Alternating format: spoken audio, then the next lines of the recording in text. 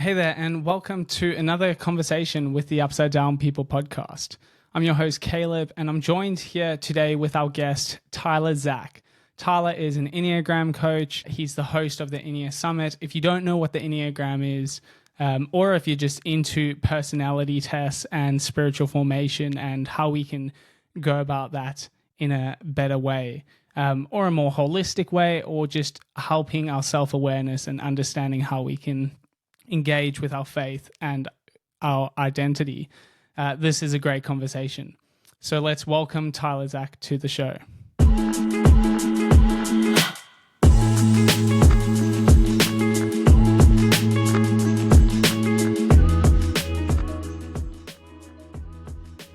Welcome to the Upside Down People podcast. Tyler Zach, how are you going today? It is going great. I've had a great 30 minutes of being awake this morning so far. And it's evening for you. Opposite ends of the world.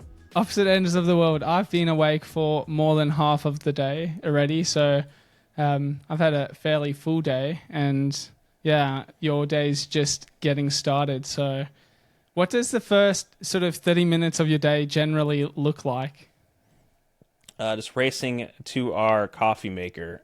Yeah. And Relatable. getting my coffee, and I love my amber mug here. Just, they're not paying me to promote it, but I love hot coffee, and I hate it when I'm having to go and deal with kid issues or grab a snack or breakfast for my kids and come back to cold coffee. So Awesome. having the amber mug keep your coffee at the same temperature for 2 hours really is life-changing. What's special about the amber mug? Well, because it's charged, it's electric. Right. Keeps your coffee even without putting it on a tray to heat. Like, it's just a portable heater. That's awesome. And you can actually use your phone app to set the temperature if you want it higher or lower. But I never use that feature. Wow. But That's it crazy. is life-changing. Yeah, because I don't like cold coffee. No, and any parent knows that once you have kids, you're usually drinking iced coffees. It's not ordered that way, but it's just by the time you get to it, it's usually cold. Truth. That's the truth, Caleb. So are you mentioned you're in the United States. Whereabouts are you based? I'm in Omaha, Nebraska. Nebraska, Right okay. in the middle of the country. Right. Nice. In the Midwest. The Midwest. My wife's from Indiana, and are Nebraskans known? I don't know if you're called Nebraskans, but I'm calling you Nebraskans now. Are you guys known for corn, or is that just an Indiana thing? No, Indiana, yeah, just a few states over to the east. So we're all in the Midwest. Yeah, I grew up in a small rural farming town where they harvested lots of corn, beans, soybeans. Yeah. And worked to tasseling in the fields as a teenager to make money, and worked on a pig farm in junior high. Things that I'm glad I'm not doing anymore. Nice. I've always been more of a white collar worker, but I'm in Omaha now, which is about 1 million people.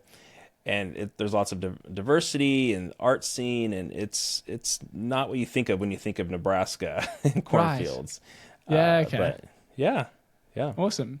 And so our conversation, you're a coach, you're an expert in this field of the Enneagram. I've, over the past few years, really come to enjoy the framework it provides and just some understanding around personality. And then even how your behavior is impacted by other people's behavior and the internal motivations of why you do things. So I found it a really helpful framework. My pastor a few years back put my wife and myself onto it, and it's been it's been a game changer in many areas. Just understanding one another relationally, and then even just for myself, knowing I'm feeling low in this sort of space of the week. These are the reasons possibly why and what to do for that. But all that aside, you're an Enneagram coach. For our listeners who don't know what the Enneagram is, give us a snapshot into how you define that. Yeah, well, first of all, I've done 9 years of campus ministry, 9 years of pastoring, church planting. So when I come to a tool like the Enneagram, and I know you talk a lot about the intersection of faith and culture. So the Enneagram is one of those cultural tools that, the Apostle Paul says to test everything.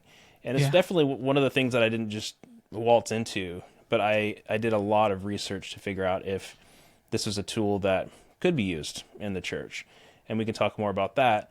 But one of the things that I was really drawn to was the fact that the Enneagram is a motivation-based tool that's deeper than, say, the StrengthsFinder, Myers-Briggs. It tells you why you do the things that you do. Mm-hmm. So it kind of gets underneath the iceberg to show you what, not just behavior, but mostly motivations. And actually, you find your Enneagram type not based on behavior, because different numbers on the Enneagram might have the same behaviors. But the question is, why are you doing the things that you're doing? And that's one of the things that was attracted me to this tool. So the Enneagram, the Enneagram, just the Ennea means 9, gram means drawing. So it's just a drawing or a map of 9 types or 9 archetypes. And it's not a horoscope. It's nothing like that. It's a psychology tool that has identified 9 patterns, 9 bundles of patterns, or 9 clusters of patterns.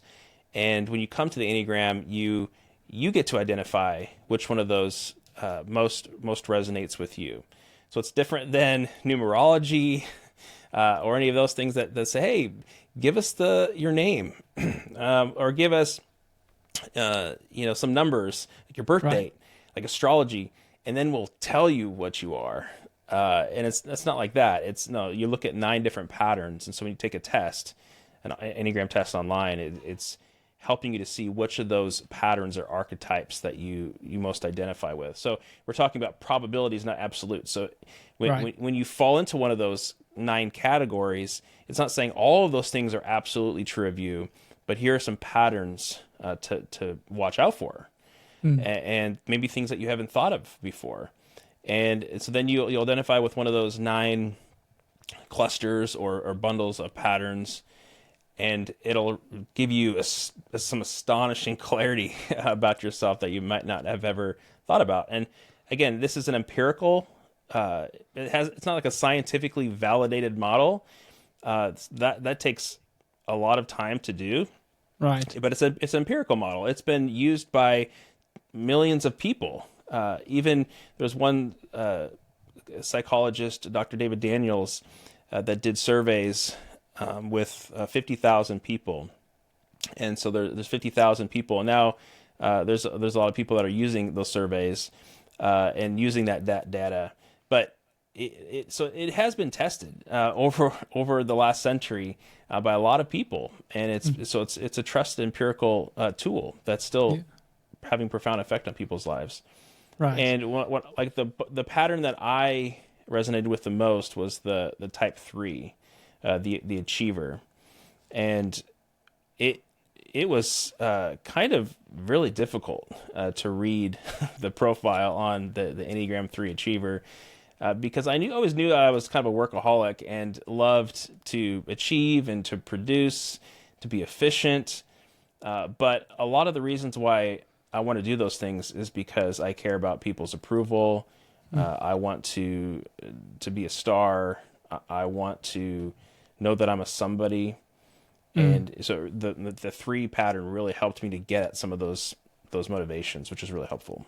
Yeah, that's awesome. Well, in the seeing as though we're sharing what patterns we are, I'm a 7, and something that was similar to you in the sense of that confrontation of, wow, this is actually the motivation behind why I do what I do. So I've always seen myself as someone who has I don't have like the highest EQ, but I feel like I can engage with people pretty well on an emotional level.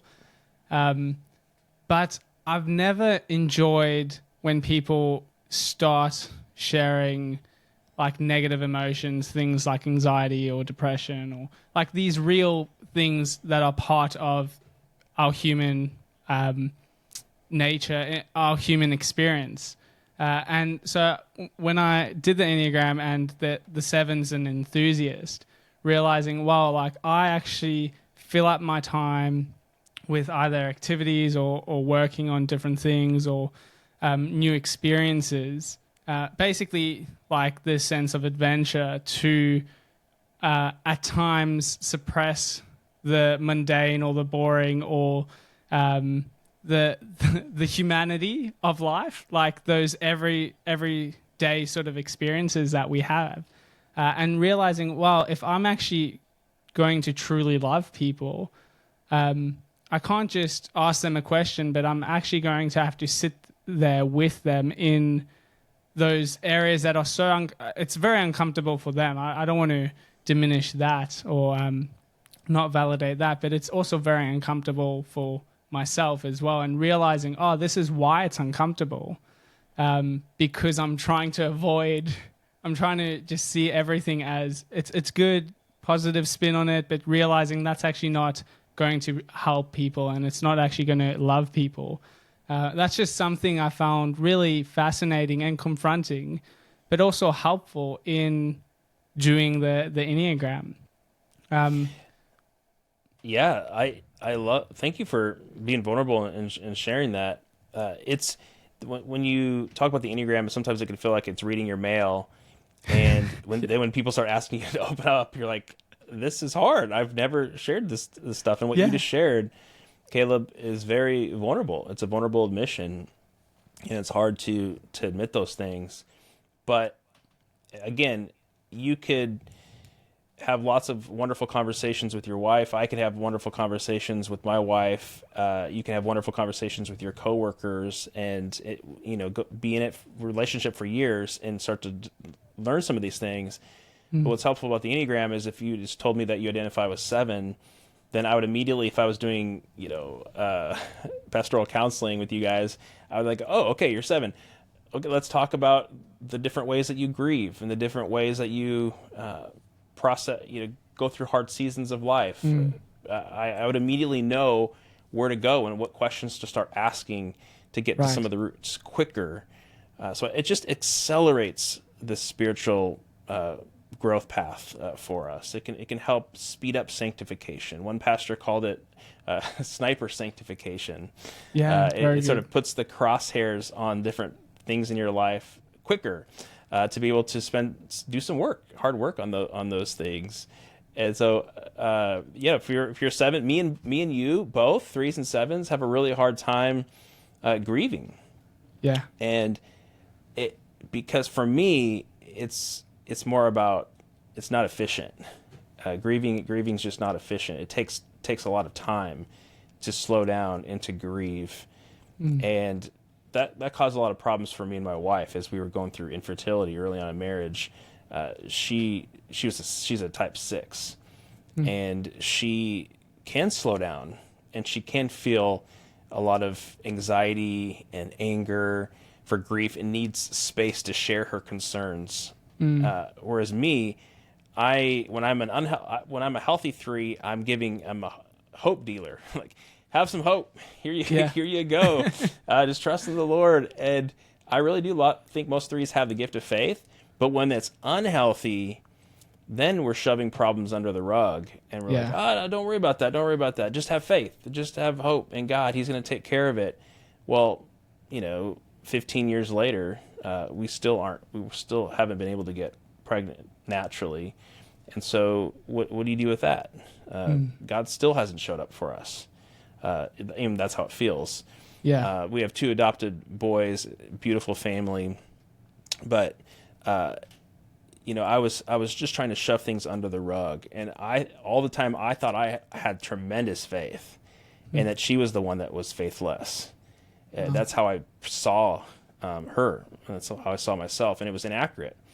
And the Enneagram could have just been helpful to us back then in showing us that she's just a natural risk analysis person. That she's always going to think through risk analysis. what could go wrong. But it's not because she's a pessimist, because she's a protector. Yeah. And she has this gift of risk analysis to see what could go wrong so that she can protect her loved ones better. And so now I don't call her a pessimist, I call her a protector. And I just didn't see that back then. I was unaware of it. And so that's just one of the ways that the Enneagram could have helped me back then, because it's a tool that helps us to see that there are many perspectives. Not because sometimes, like Andy Stanley says, he says there's 9 normals, and we think that our normal is the way to see the world. But then when we come to the Enneagram, it's just one of those tools, and there's other tools that do this too. But it helps us to see, we're seeing the world through a red lens or a blue lens, and the Enneagram just creates space for us to take off that lens and put on somebody else's lens to see the world through their perspective. Yeah. So that we can have more empathy for others and see why they're doing the things that they're doing, if that makes sense. Yeah. 100%. I think you're spot on it. It definitely creates a space where you can be empathetic towards one another, and then it gives you words as well for yourself, but then also for those you're doing life with as well. It sort of puts words to deep feelings or thoughts or behaviors that maybe you knew were happening, but you just couldn't articulate in a way that was understandable, which is super helpful. I'm curious. You've mentioned when you're in a healthy state and unhealthy state. I know that's part of each of the types. So I'd love you to explain that a bit more. But before you do, how did you come across the Enneagram? Was that something? Obviously, being in pastoral ministry, you doing a lot of counseling and personalities, and there's this whole mixture. Was it through that, or was it through you mentioned you and your wife were trying to get pregnant? What was it, that initial thing that got you hooked on this framework? Yeah, a type 5 friend of mine who loves knowledge and researching all kinds of things first brought it up to me, and he said Enneagram, and I'm like, Ennea, what? And then I, learned about it from some other friends, and then I found that the church I'd gone to was using it for their leaders. And I thought, well, they have a pretty high, really high bar for doctrine and biblical faithfulness. And so I'm like, okay, if they're using this thing that looks kind of like the pentagram a little bit, maybe it's okay. And by the way, I always point out the pentagram is 5 points, penta. Yeah. Right. Enneagram is 9. Okay, so it's a totally different symbol. It's the person who came up with the symbol wasn't trying to make it look like the pentagram. It's just 9 points. And so I found it fascinating that they were using it with their leaders. Yeah. And so then it gave me a little more confidence to look into it. And then I picked up Marilyn Vancel's book, Self-Deluded, Self-Defined. And so she writes about the Enneagram through a Christian perspective, through this idea of putting off your false self and putting on your new self in Christ. And so using the Enneagram as a tool through that lens. There's things like the Apostle Paul said that we need to put off. For 3s, it's like to put off self-deceit, put off deceiving others by bending the truth, to make ourselves look good, and to put on truthfulness, to tell the truth and nothing but the truth, no matter the consequences on whether it makes us look bad or not. That's just one thing for the 3, but. That's how I got into it. And then I started reading other books, and I say since 2016, there's been a plethora, an abundance of Christian books where you have the Enneagram written in a Christian worldview. Prior to 2016, there was not a lot of resources, primarily just one particular book, the Enneagram through a Christian perspective. And so the landscape has changed since 2016. So I always like to tell people that. What happened in 2016 that caused that shift, do you think? It was The Road Back to You by Ian Cron and Suzanne Stabile. Okay. They wrote the first book that really went popular in our day. I mean, it sold over 1 million copies and kind of really made the Enneagram known throughout the world, really. And I'd say the Wow. only reason I'm doing what I'm doing now is because of that book. It really made a lot of waves. The first, the Jesuits were the first ones to write a book on the Enneagram that was published back in 1980. I want to say 1984, Hmm. 1986, somewhere in that time period. And then Helen Palmer was somebody who wrote a book in, I think it was in 1988, that really popularized that. That was the Road Back to You back then. Okay. It sent shockwaves through the world at that time. But yeah, 2016 is when the Road Back to You came out, and Yeah. most people have read the Road Back to You if they've studied the Enneagram or found out about the Enneagram. Yeah. Awesome. So you mentioned sort of the symbol of the Enneagram, tongue in cheek. It's not the pentagram, but it's got those points, and people get confused there. I've had a few conversations with Christians who express their concerns around it, particularly, I think, based in what they perceived the origins of it were in automatic writing. Are you able to speak into the history of it and, just the source of the Enneagram, if it's trustworthy? Obviously, you're using it, and you're using it from a gospel perspective and how it shapes and forms our lives and our identities in Christ. So there's there must mean there must be something good to it, but at the same time, you have people expressing concerns for where it was founded. Um, yeah, what's your thoughts on that? I'm sure you've done a bunch of research. You haven't just thrown yourself into something you don't know. Yeah, I've done a 3-hour e-course online on the history of the Enneagram, particularly to give people, Christians, clarity on the origins and then the confidence to use it. And again, this is what your podcast is about: is the intersection of faith and culture, what's healthy, what's good, what's not good. And there's a spectrum. There's kind of fundamentalists over here that say we can only trust what's in the Bible and we can't listen to anything else. Mm, So I can't trust my doctor because he's not a Christian, or only follow it if it's right there on the pages of Scripture. I can't look at science. I can't look at any other field out there because I can't trust anything. Right. And then you have the people on the other side who are just very open minded, and don't use any filter and just adopt anything. everything. Well, Yeah. yeah. And there's a difference between going to yoga and practicing yoga and using the science of the body to get healthy, and it's a whole other thing to adopt the worldview of your yoga teacher and make Mm, them your new age guru and master. very good. And Yeah. so when you come to the Enneagram, you're not swallowing whole the teachings of everybody that came before you. No, you're looking for what's helpful, and then you're putting it within your own trustworthy worldview. Right. And so the Enneagram, just in a nutshell, is not ancient spirituality, but it's modern psychology. So the Enneagram is not a Christian tool, but created by the Desert Fathers and Mothers, which some people claim. The Yeah. Enneagram is not a Sufi tool. Uh, it's a modern psychology tool. So the symbol shows up around 1900, maybe Okay. late 1800s, early 1900s. The symbol shows up in history for the first time. We don't know where it came from, but it first came to light through a guy by the name of Gurdjieff, and we don't know where he got it.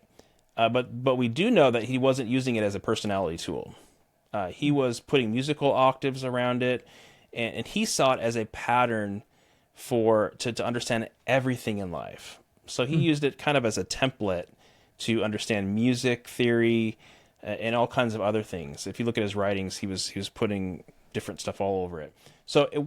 if you were to go back and show Gurdjieff, back in the 1900 early 1900s, the road back to you or an Enneagram book, he would have no clue what you're talking about. Okay, so that's really helpful to know. That it's so not how this did it ancient. evolve from that to where we find it today? So this guy named Oscar Chazo in Santiago, Chile, started to come up with these patterns of personality, but he didn't turn it into a personality tool. So he kind of created 9 points, and he used Gurdjieff's diagram. So he borrowed Gurdjieff's diagram, the Enneagram, and used it as a template. So it'd just be like if you took a triangle and we're giving a church leader session on leadership, and you're like, okay, this is prophet, priest, king, and using it as sort of a template. That's what he was doing. He borrowed the symbol, the 9 points, and began overlaying insights around these 9 points. So that was happening in the 60s, and then he started to teach do lectures on this in the psychology department in Santiago, Chile. And then Claudio Naranjo came down from the States to learn the Enneagram of personality from Echazo, and he brought a bunch of Americans down with him. And then he took them back, and then he began to take those 9 points and turn them into Ennea types. To say, actually, point 9 can be a type 1. We can turn it into a typology. Point 2 can be a type 2, an archetype of a person. So he had started developing it into a full-fledged personality system in the early 70s, and began teaching other Americans. And some of those, one of those guys was a Jesuit, who then took it to Loyola in Chicago and began teaching it to other Jesuits. And it's all supposed to be very hush-hush, because they were afraid that if this personality system got out, that it'd be used in all the wrong ways and by unhealthy people. So they were told not to spread it around, but the Jesuits didn't listen. They thought it was too helpful, and so they started to pass notes to each other, and it just kind of spread like wildfire. Yeah. Okay, so to answer your question, Echazo had his own sort of New Age spiritual views, and then Claudio Naranjo, he had his own spiritual worldview as well.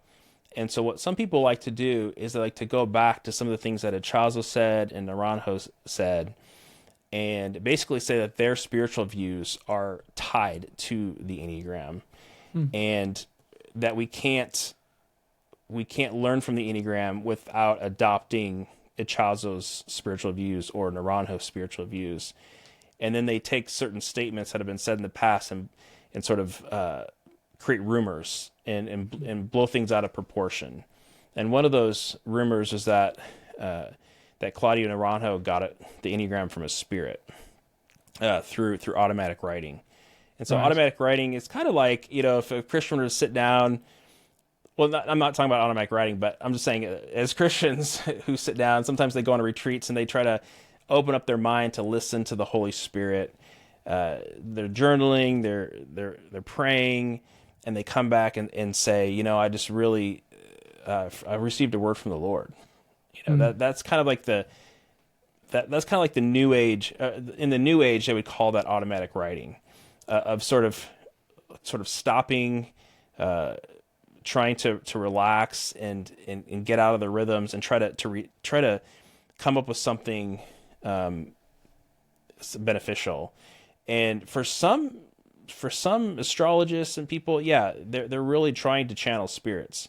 But for a lot of people, automatic writing is simply a way to empty your mind and try to tap into your subconscious to come up with something useful and helpful. Okay, and so Naranjo, in one interview, said, I got the types from automatic writing.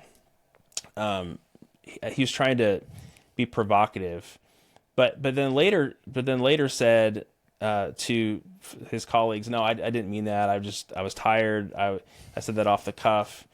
And he has other students, and I have 2 on record saying that he did not get it from automatic writing. The evidence doesn't point in that direction. He was studying at Harvard. He was studying at Berkeley. He was studying personality theory at some of the leading institutions in the U.S. So he had a whole, he had decades worth of learning about personality, to show that this was a product of his life's work. This was not him just like Right. Joseph Smith receiving the Enneagram, like, from a spirit or something like that. Yeah. The evidence just doesn't point to that. Right. And he That's- wishes he could take that statement back that he said in that one interview that's been put on YouTube and passed around everywhere. Yeah. But That's so unfortunate. yeah, it's very unfortunate.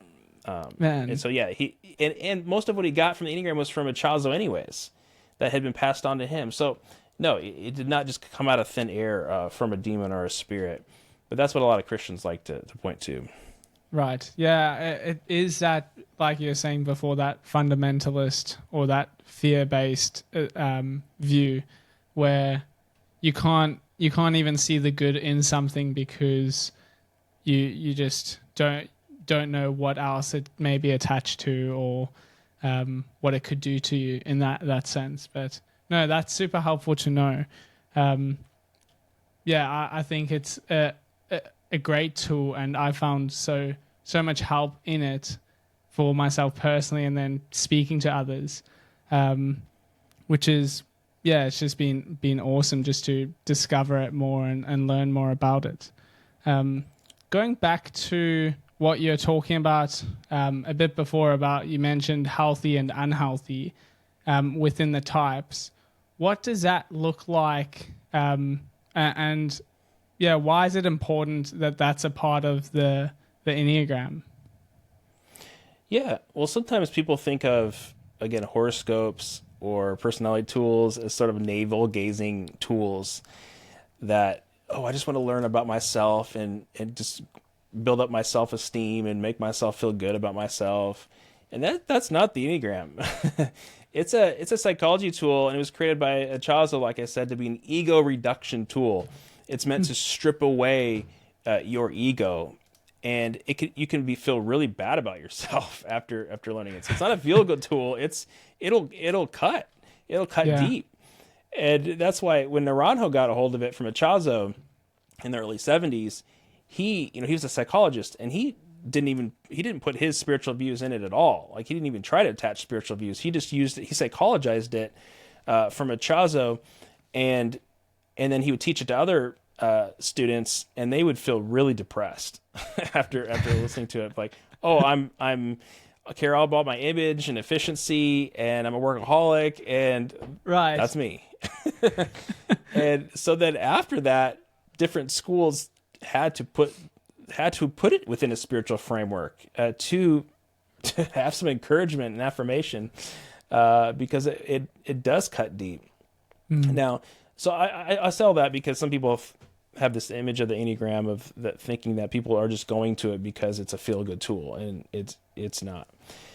And one of the things that it does is it creates like a rumble strip, as my friend Beth McCourt says, that we all fall asleep to ourselves.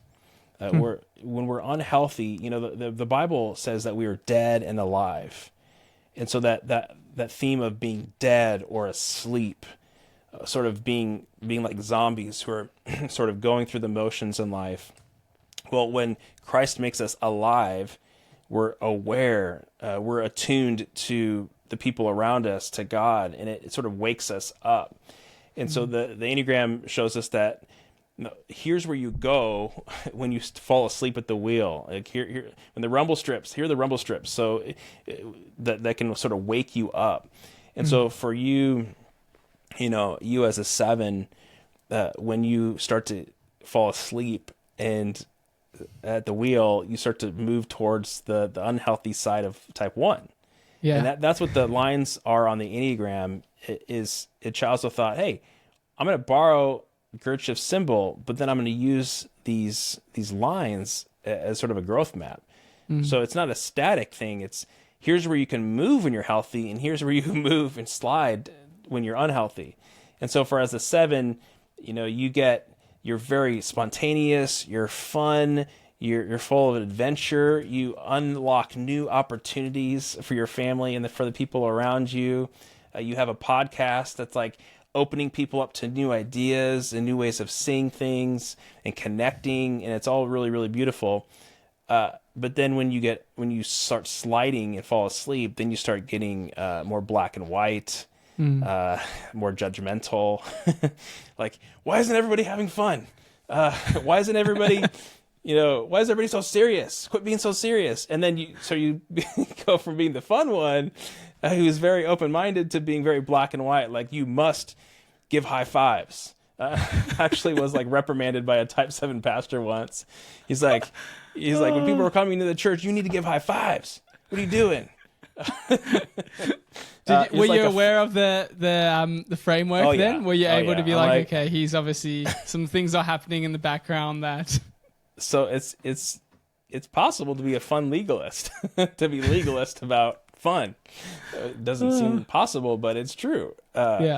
And so you start getting judgmental towards people of like, no, my new idea is the best. Why can everybody see it?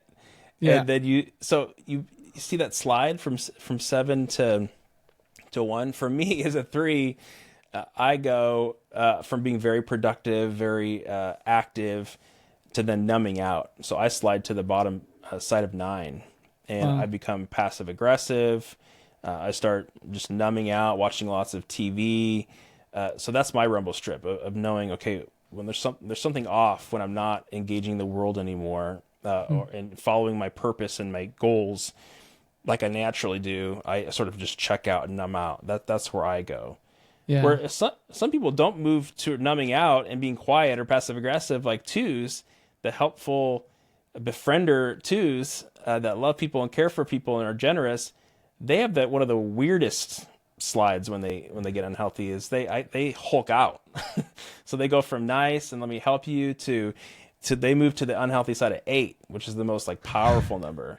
So they literally Hulk out. They literally Hulk out. They don't numb out. They Hulk out, and they'll be like, "I baked a casserole for you. I visited you when you were sick, but you didn't do anything for me in return." They get like really resentful. Yeah. And so that's just another example of where we kind of move in stress. So yeah. Is that helpful? That's super helpful. I was while you're talking, I was reminded of early on in our relationship, my wife and I's relationship is part of me recognizing when I'm in an unhealthy space was I would just start doing a lot more cleaning around the house and like being more specific of like, I want the dishes done a certain way. I want everything like neat and tidy, done at a certain thing. And that's why as well, it was a helpful tool for myself to recognize, okay, that's a rumble strip. I need like to cry out for help in a way. But then also for my wife to recognize, because the funny thing is me getting more productive in that way, it's really helpful, right? If the washing's getting done, dishes are getting sorted, the house cleaner. So you see it as like, oh, it's actually like, this is pretty good. Sure, the mood might be a bit different, but like things are getting done around the house. So that's pretty good. But actually deeper down inside is like, yeah, I'm not doing so well.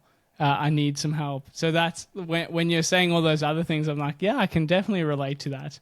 Like enforcing fun. You want people to have fun in a certain way. And yeah, when it's not done in that way, it's like, it is that black and white thing. Like, oh, how do I deal with this? But so thankful to be able to recognize that.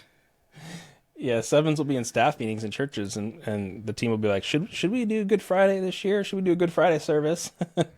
And the 7s are like, nah, we're just Resurrection Sundays. Sounds good to me. It's just helpful to know. It's helpful to know, like, people, we don't need to grieve more. Like, there's no purpose in feeling bad. And that's where the type 4s on the other side of the Enneagram can be really, really helpful, is because they're like, we need lots of space to grieve. Right. So they're individualists? Yeah. And they're the best at taking you or helping you through your dark night of the soul, because they have experienced the melancholy side of things and the dark side of life, and they've been through it themselves, and naturally that's where they go. And so that's why they're great artists, great therapists, is because they are guides, helpful guides in the dark night of the soul. And oftentimes the Enneagram does show you what your orientation to time, which is helpful too. That's for another day. But it'll for me and you are both future oriented. So when we get together, like, hey, where are we going? What's coming up? And we start dreaming. Yeah. And if someone were to sit down with us here and jump on and be like, let's talk about your past. Let's talk about the things that happened to you in the past. And we're like, no, thank you. Yeah. It's all about the future. Yeah. And so but the 4, 5s, and 9s are naturally nostalgic numbers, and they tend to go back to the past. That's where 4s are helpful, is because they're like, you've been shaped and formed over many years through many experiences. Some of them are traumatic. So let's go back to the past to look at those, to understand the way forward. And me and you, the Enneagram shows us that we naturally don't do that. Right. But there are other numbers who do, and we need them. Yeah. We need to be more dependent on them. Yeah. So, yeah. That's so helpful. What were you going to say? Oh, I was going to say, I was just having a conversation with my type 7 friend. I love 7s, by the way. Most of them are like my best friends. And he's a gym owner now.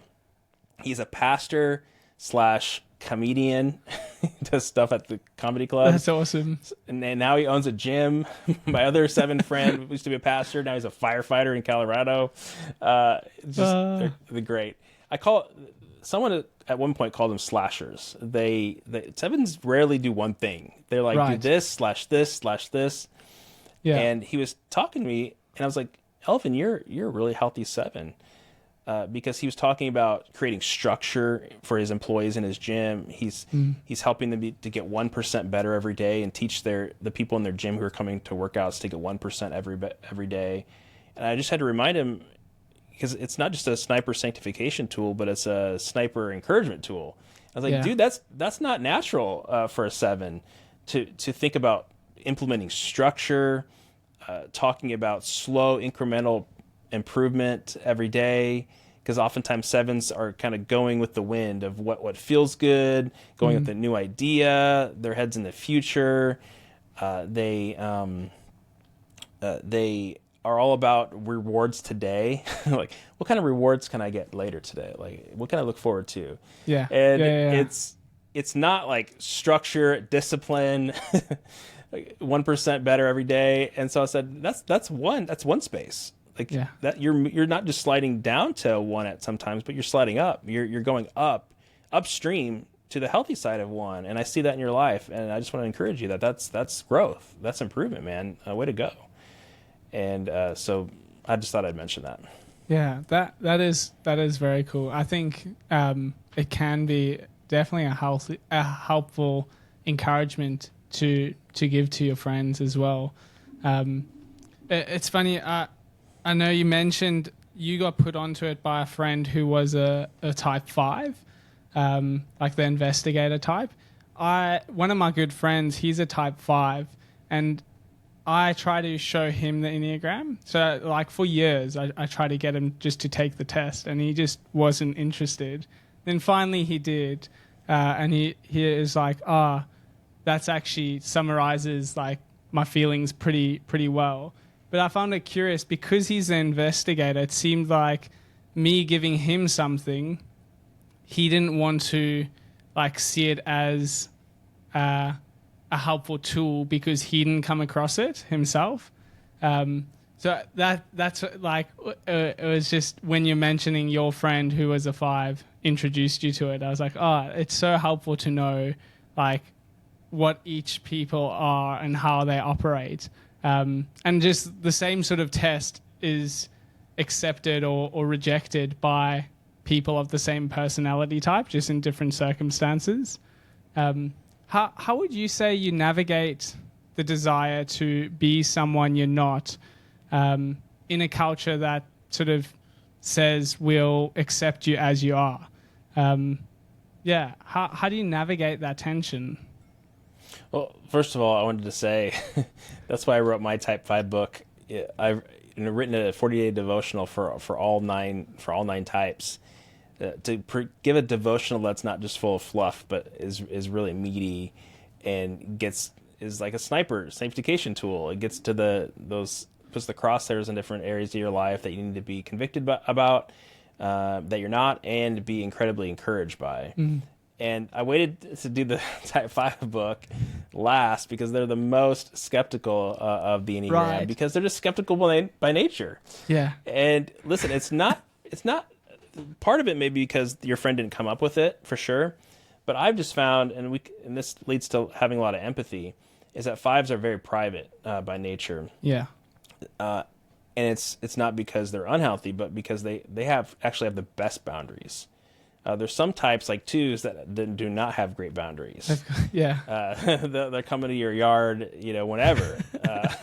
Fives, But on the never other do side, that. they'll happily have you in their yard as well. So it's like that. Yeah, that flip, exactly. Yeah. There's no fences, no backyard fences. Everybody in everybody's yard. That's how I want to live life.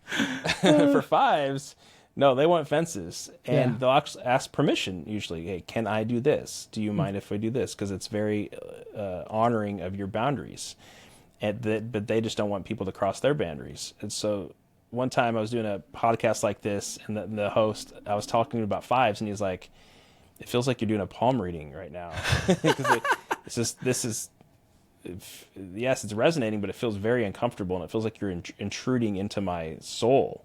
Wow. And that's how fives feel, is they're very private. And so when you start like pulling them into a Enneagram workshop at their place of business, it's uncomfortable for them. They don't want people to know all this stuff about their inner world, and it feels very intrusive. So that's just part of who they are, and you can have a lot of empathy for fives. Yeah. Well, if my friend's listening to this, Joel, I love you, and You have great boundaries, Joe. He does have great boundaries, and I don't think he realizes that, but it's something that like I've come to appreciate, and I've learned so much from it, how healthy it is to have those boundaries in place, because like you mentioned as well, is it actually helps you honor other people better. And where people aren't so good at setting up boundaries, I've got many friends who are twos as well. It helps you be able to like advocate for their boundaries as well, which is super handy. How do you navigate then like living as God created you to without, or maybe it's not a without, but it's like through that desire of I wish I was someone else, or I wish I was that person, because I feel like in doing the Enneagram, that's some of the things that it exposes. When you start learning of other types, you see the positives in it, and you're like, oh, like if I was just more like this person, if I was a 1 or a 2 or a 3, then life would be easier, or life would be better, or whatever it may look like. I'd achieve more things. How have you learned to navigate those desires? Yeah, the Enneagram is really helpful because it shows you different personalities and different patterns of motivation, and you can easily think, oh, usually you find your number by whatever patterns are most repulsive to you. Like you get to the 3 and you're like, oh, they're image conscious, workaholics, and you're like, oh, God, I don't want to be that. Well, guess what? I am that. Yeah. It's like the most repulsive. And then you get to the 7 and you read about the unhealthy things, and it's like, oh, yeah, I can see that. That's not so bad. But you're like, oh, I don't. Yeah. And it is easy though to start to have envy for other types of people. Like, I wish I was this number. I wish I was that number. And you just have to get comfortable in your own skin and realizing the way that God created you is beautiful. And that there's certain things that I'll feel and experience that you'll have a really, really hard time experiencing, Caleb, and vice versa. When you have that dopamine release of just God dropping all these new ideas on you and seeing these pathways. It's like going into a neighborhood and some people get stuck and they get lost and they're driving around in this cul-de-sac. whereas Caleb is like maneuvering through the neighborhood, and he's finding different turns, and he's found another neighborhood.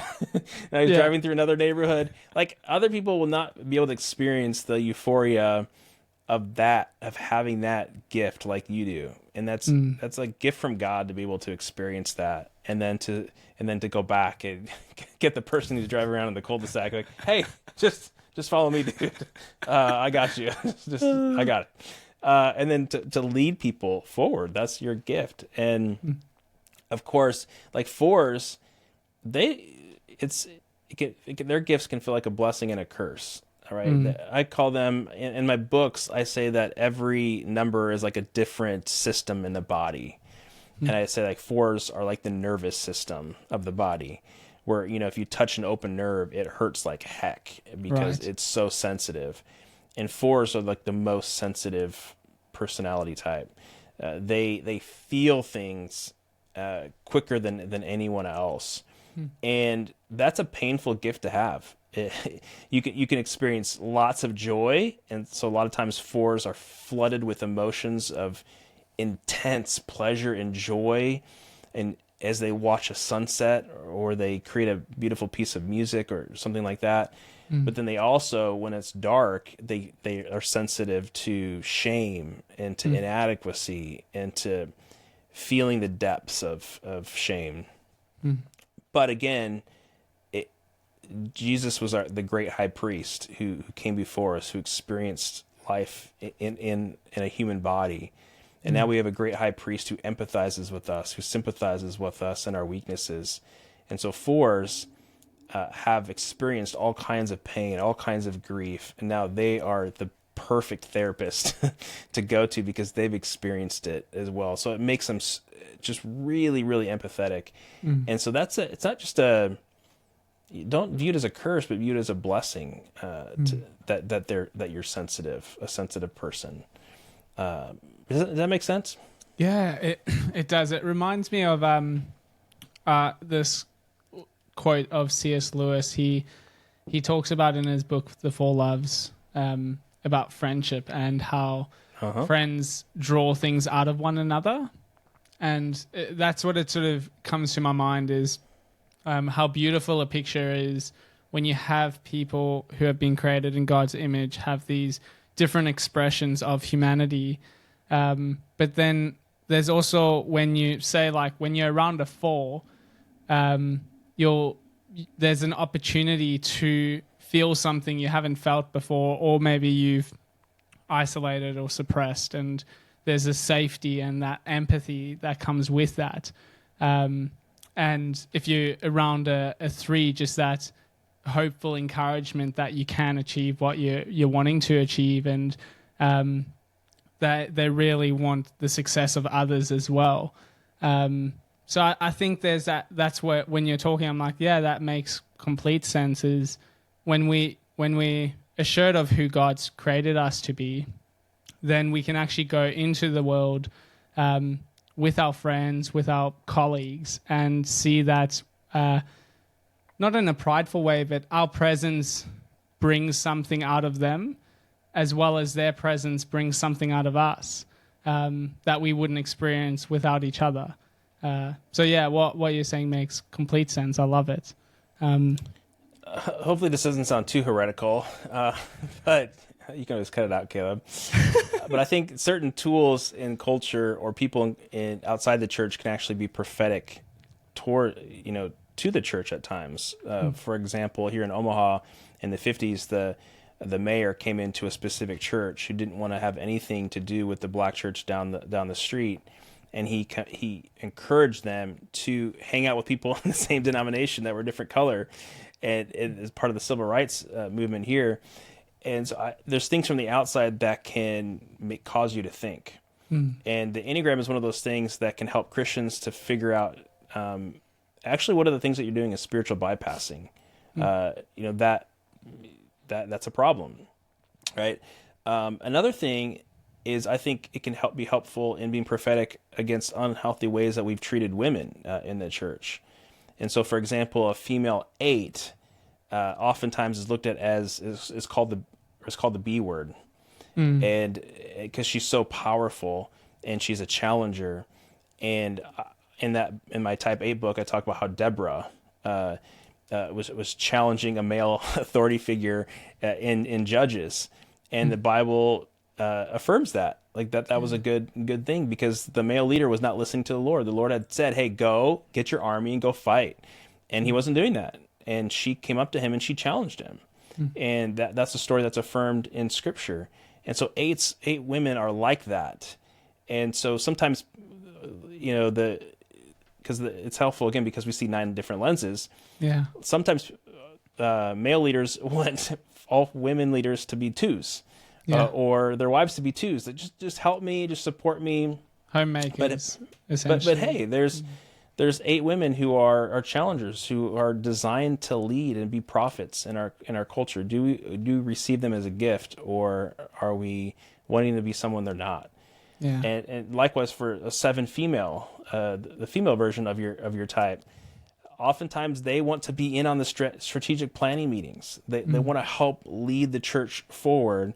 But then they get moved to roles that are more, helper, assistant roles, whereas the female 7 sometimes feels shut out. Does that make sense? It can help us to understand how God wired us, particularly in gender roles and things like that, to help us figure out where we might be treating people unfairly, or not allowing them to use their God-given gifts. I think that's brilliant. It's super helpful, Tyler. I think, it's a good reminder to take a deeper interest in one another and use it in our team environments as well, so we can understand one another and see what makes us tick, and be sensitive to perhaps areas we need to be more sensitive to. Something I found interesting, because my best friends are 3 as well, and something we have in common, I'm not saying you and me, but I'm sure if you're a 3, you'd experience similar things. But people, when they see us on a surface level or a face value, they can see us as being shallow or fake. So they'd probably see me as being more shallow, and my friend as being more fake. Can't handle serious things, and he would only look for success, so that's probably why they see him as a fake thing. But I think there's that misunderstanding, is if you just look at it from a surface level, you actually miss that there's this desire for authenticity and deep, meaningful connections, and that it's not actually a shallowness or a fakeness, but it's we genuinely want to see the best in life. And also, I want people to experience the world around them as God's created it, and just be able to enjoy that. And part of that is, I do think deeply about certain situations and even social interactions.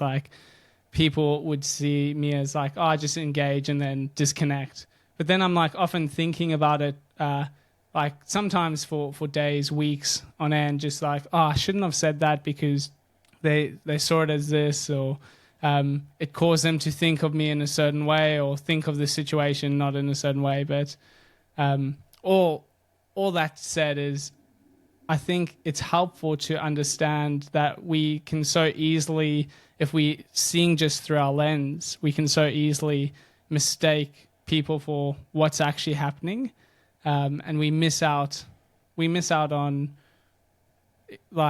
sharing a deeper friendship, or hearing actually how life is actually going, or being able to celebrate or mourn with someone as well, because we can so easily just write them off. But it does make perfect sense. The Enneagram can help you to not commit a suicide and make all these assumptions about people. Yeah. And if they're looking at you, Caleb, it's oh, Caleb's just happy all the time. He's got a lot of joy, and they might assume that you just like joking around, you like fun, but you don't like going deep or getting serious. And so one of the conflict activators for a 7 is they get frustrated when nobody takes them seriously. Right. Yeah. Because they're the fun one, but they're also deep, creatures created by God, and you have these deep feelings. And so that part of that's on them to not commit a suicide and make all these assumptions like, oh, Caleb's happy all the time. And, he's just joking around. And so when you come up with a new idea, it's like, oh, just, Caleb being Caleb, he's not serious. Well, that's on them. Like they need to take you seriously when you do come with more vulnerability. But part of the work for you as a 7 is not to lean into that mask, that 7 mask. That's one of the things you have to shed, is that mask of always trying to be the fun one, always trying to be the positive one. Because then when we feel like you have to wear that mask, then it just reinforces the fact that you don't have any problems, that you don't have any pain that you're going through. You're not going through a hard season, because no one can see it. Yeah. If you just continue to wear that mask. For me, as a 3, if I continue to wear the mask of 3, I feel like 3s always like carry an Instagram filter wherever they're at, and are always filtering their words, filtering how they look to make sure that they are impressive to other people. Right. Because if I put the Instagram filter on, then I'll get the likes. Then people will tell me I'm a somebody. So we have to counter that by saying, here's where I failed. Here's where I didn't do things right. That's why I like to bring up my story and talking about infertility and talking about these hard things and talking about how I was a horrible counselor as a pastor because I would just tell people to have more faith. And we need to keep bringing up those failures as a 3 to get rid of that Instagram filter, to get rid of the mask so people won't make assumptions about us, and that people can see the real us, if that makes sense. That's great. Yeah, it does. I was going to ask, how does someone then encourage someone like myself, encourage a 3 in what you're saying? So you just did a great encouragement for myself, saying like, hey, other people need to be aware that there's more to you, but you also need to take ownership and not feed into those lenses. So how would I do that with someone like yourself? My wife does it perfectly. She encourages me in the things that I think make me look bad. For example, when I turned 30, I shaved my head. I used to have really good hair, like really spiky hair, blonde tips. It was really great. And then when I was 30, I went bald and had to shave my head. And she just reinforced, like, you are the most beautiful bald man in the world. And she encourages, and that's kind of a vain thing, a vain example because it's about my looks. But that's just a great example of coming in and encouraging people, like 3s when they're talking about their failures. When they say I messed up or I failed miserably, because 3s fear being a failure. Yeah. And so when there's things that make me feel like a failure, if she encourages me in those moments, it actually encourages me to talk about my failures more. Because like, if I bring these things up, I just get more encouragement from my wife, and she can remind me of my identity in Christ, and that I'm not my successes. Awesome.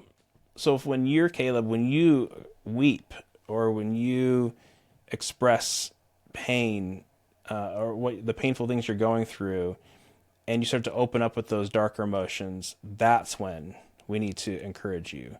That's where we need to come alongside you and say, thank you so much for sharing that. I just feel closer to you. I feel connected to you. Now I know how I can help you better. And just encouraging you in those moments that feel yucky, that feel icky to you. That will encourage you to be more vulnerable and open up more of your darker emotions. And it'll keep you from having to put on the smile all the time wherever you go. Does that help? Yeah, that's super helpful. I love that. Thanks for that. One last question. So something I usually, I've just started doing with our guests, the past few guests, is I'll get them to ask a question for the next guest. So our previous guest that I had on was John Swinton. He was a chaplain, or is a chaplain to the King of England, or His Majesty the King, among many other things, as well as being a mental health counselor as well. But the question that he said to ask yourself, he didn't know who I was speaking to. I just asked for the question for the next guest. So he said the question is, what gives you meaning in life? And then, if you answer that, and then I'll ask you to ask a question to our next guest as well. What gives me meaning in life? So as a 3,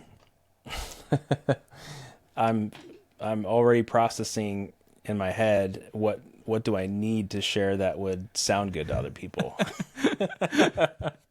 Well, thanks for being so vulnerable and sharing that. That's amazing. I'm just sharing in real time what 3s do. Is they're picking up on things and reading things and then trying to process it like ChatGPT. Here's a good output.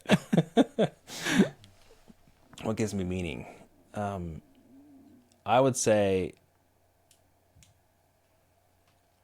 loving others and being loved. I mean, I've been around the block enough to know I've tried to be productive, to accomplish some great things. I've been really concerned with leaving a legacy. But even that, like, that sounds really good. Like, to leave a legacy, to leave the world with purpose. And yeah, I mean, that's okay. But a lot of people sacrifice their families on the altar to leave a legacy. It's really sad that a lot of Christian leaders that I've looked up to have, you can read their biographies, like they've sacrificed their families to leave their legacy. Yeah. And I'm like, so as a 3, it's been helpful for me to contemplate, the future and think, okay, people are going to forget my name in 100 years. Most people are not going to know who I was, who I am. And so why sacrifice family and all these things to try to leave this legacy? Why not just scale back what I'm doing in this season of life when my kids are still in the home and just prioritize family first and make sure that they feel loved? And one of the things for my boys, my adopted boys growing up that are now 11 and 14, I just want them to be known by others as 2 boys who were loved. You think about Jesus and his disciples, and the disciples. It literally says the disciples who were loved. Like, that's how they were referred to. And I would just love my boys to be known as the sons that were loved. And that gives me the most meaning right now in life, is to love, be loved, and loved in return. That's kind of the phrase that I'm holding on to. And that gives me meaning right now. That's awesome. I love that. Thanks for sharing so openly and vulnerably and honestly as well. So in return then, what would you want to ask our next guest? And it can be anything. It can be what their favorite spice is, or it could be around the intersections of faith, spirituality, theology, culture. I would ask them, what have you been wrong about? That's a great question. I've always dreamed about writing a book and just saying, starting off with, I've been wrong. Because especially in the Christian church, we're horrible at that. Right. We're horrible at admitting where we've been wrong. And I was talking with, I can't remember who I was talking with, but they were saying, I'm sorry if anybody's a John MacArthur fan here, but they're saying, I've never heard John MacArthur in decades of ministry ever say once that he was wrong about something. Wow. Now, I don't know if that's true. Like, I don't follow John MacArthur, but that's not okay. If not, I'm not speaking to him, but I'm saying any of us. If we go through ministry and we're always like, I've always believed the right thing, followed the right path, and I've never been wrong about anything, it's hard to believe that. It's hard to trust anybody who's not constantly growing in their idea, in their faith, and can identify places that they've been wrong. And I've been wrong about, I think, gender roles before. I've treated women unfairly in my, I've counseled people wrong. we need to get more comfortable with telling people where we've been wrong. Yeah. Like, I don't think you can trust anybody who has never shifted their doctrine or beliefs or grown in that area, if that makes sense. Oh, complete sense. It's especially, I suppose, if you looking specifically in the Christian faith and this idea that like we aren't the sources of knowledge and the sources of life. We need to look to Jesus. Anyone who thinks that they have it all and they've never made a mistake, I think that's heresy in the sense of how could you not be following Jesus, because our whole life is constantly we're being challenged. The Holy Spirit's bringing things up that we need to confess, we need to pivot, we need to change.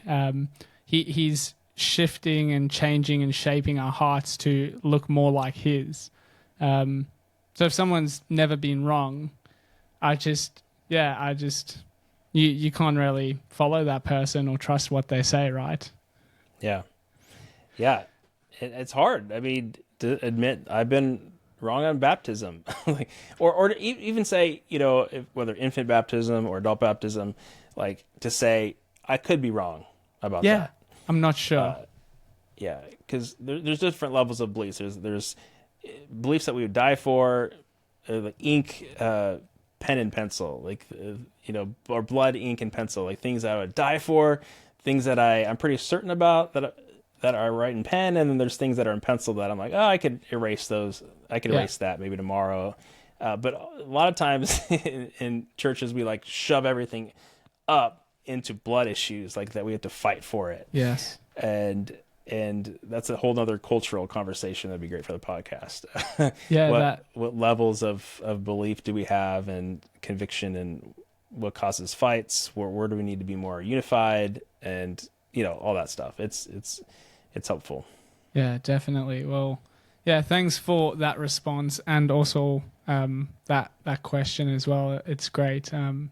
And just for your time and sharing the thoughts that you had. Like you've said, and you brought up a few different topics that we could have even dived further into, which I would have loved to as well. But time's always something that's ticking forward, and I have just really appreciated the time spent with yourself, Tyler, and I think the Enneagram is such a helpful tool for people. I'm not a person who's shoving it in people's face, but someone who is a close friend of mine, and I always just mention it, be like, hey, have you done this? This may be helpful. It's a helpful tool. If you want to do it. And like my friend who's the 5, for years just kept asking him, like, hey, you should do this. It'll be helpful for us. Just to be able to get on the, understand which page that we're coming from, or which point we're coming from. Yeah. But I love your work, and thank you. Yeah, if people are wanting to find out more about you, find your work, I know you're on Instagram, Gospel for Enneagram. Where would you direct them to? Yeah, tylerzoch.com. So tylerzach.com. And I have some freebies. So there's a Should Christians Use the Enneagram essay on there that you can download. And then a whole e-course that you can do if you want to pay for an e-course and go even deeper. I have a free self-typing guide. So just a PDF you can download to look at the bundles of patterns to see which one you identify with. Also, I have the 40-day devotional for every Enneagram type on Amazon. A link there on my website to go check out those books. And then even do a free 5-day devotional. So if you just want to kick the tires and test it out, you can get a 5-day devotional on your type just to kind of explore that a little bit. And then I'm doing Ennea Summits throughout the year, about 3 summits this year. So I'm doing a subtypes summit in June. So if you want to learn about the 3 types of 7s or the 3 types of 3s, there's a way to drill down even more and get a higher definition picture of your type. That's in June. And I'm doing another mental health summit, so Enneagram and Mental Health, in October, that you can go check out. And so these are all free. You can listen to 30 different speakers over the course of 4 days. And so if you get on my email list, you'll get an invitation to go watch those summits for free. Awesome. And those are, if I'm assuming they're virtual, so people can access them anywhere in the world. Yep. So good. Great. So each day you get 30 hours to watch, and because I know some people are in Australia and they come out middle of the day. So you get 30 hours to watch each day's sessions for free.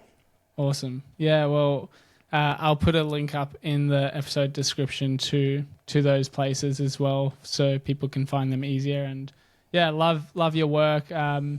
I've enjoyed following your journey a bit on Instagram as well. Something that cracked me up, I can't remember when you posted it, but you do these funny little posts every now and then, and you did Enneagram types at a restaurant. And I read the 7, and it always orders appetizers and assumes everyone is up for sharing their food too. And I was like, that hits the nail on the head. I have this huge assumption that, let's just get share plates or food that everyone wants to share. And when I married my wife, I realized coming from a different family completely was an assumption. I just got we had so many conversations like, oh, why didn't like your family get these dishes? Like, why did they get like a single serving main dish? Why couldn't we all just share around? But when I read that, I was like, that makes so much sense. I love that. So go check I'm always them protecting my food from the 7s getting access to it. I'm like, no. You got to save it for the picture. Brilliant. That's great. Well, thanks so much for the conversation, Tyler, and I hope to have a chat again sometime soon. Thanks, Caleb. It's been a really fun conversation, and I appreciate you and the work that you're doing. Podcasting is hard. It takes a lot of work behind the scenes, and you're giving this away for free to people out of the goodness of your heart and to create good culture and help people to get healthy. And so way to go to you, man. I'm really encouraged by what you're doing. Keep it up. Thanks.